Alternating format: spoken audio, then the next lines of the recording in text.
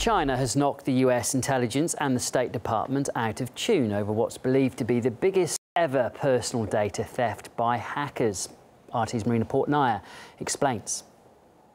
Well, this all revolves around a federal data breach discovered back in April at the U.S. Office of Personnel Management. According to reports, the records and Social Security numbers of up to 18 million former, current, and prospective federal employees were accessed by hackers.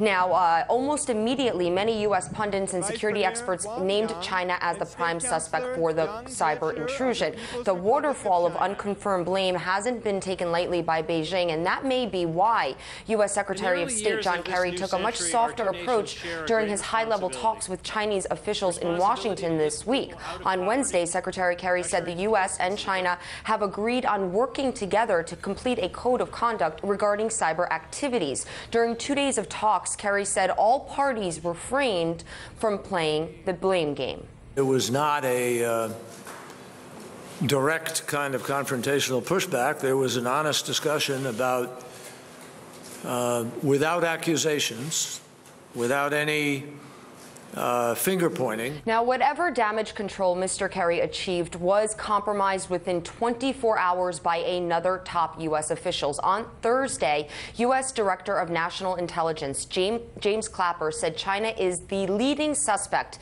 in the latest federal data hack. Clapper made his comments while speaking at a Washington intelligence conference, where he also said, quote, "You have to kind of salute the Chinese for what they did."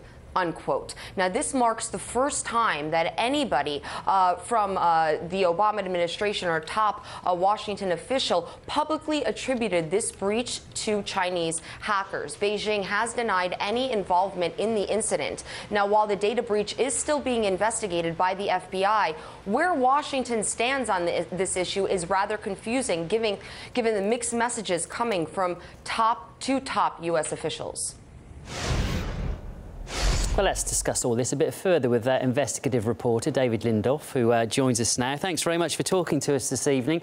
What's your view on this? How do you think this whole episode will affect US and China relations?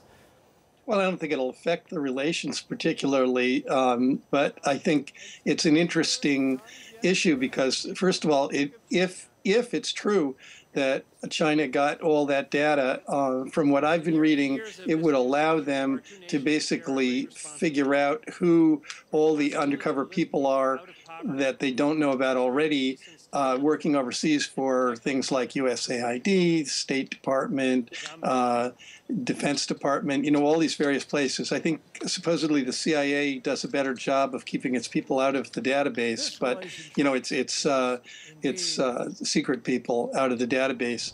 I don't know if that's true or not, but this could be a huge blow to U.S. covert activities if it's true. The other thing that occurs to me, though, is that this idea that Clapper salutes the Chinese is really quite funny.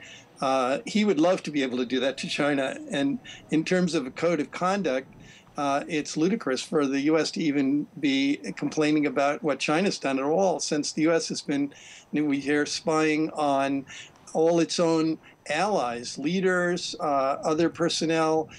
We just heard about the 3 French leaders in a row have been compromised by U.S. spying, and it goes on and on. The U.S. has absolutely no rules when it comes to spying on friend or foe, and at least China is a rival of the U.S., maybe not an enemy, but a rival, and doesn't make any pretenses of being our friend any more than we do of being their friend. So for them to do this is perfectly within the ordinary behavior of states that are rivals. OK, but do you think they'll be narked, though, by the comments? Because you've got John Kerry coming out saying, look, no accusations, no blame game. And then you've got Mr. Clapper coming out saying, well, yeah, it was definitely China, but well done. I mean, you know, there are mixed messages there. Surely China's going to be thinking, well, you know, they are going to be mildly upset, aren't they?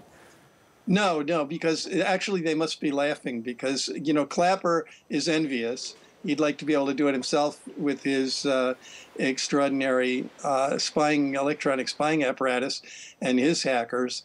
But Kerry is hamstrung by the fact that American business loves China. They want to do more business there. And what they are telling him, and he's dancing to their tune, is, don't get the Chinese angry, because then they'll, respond by punishing some of us.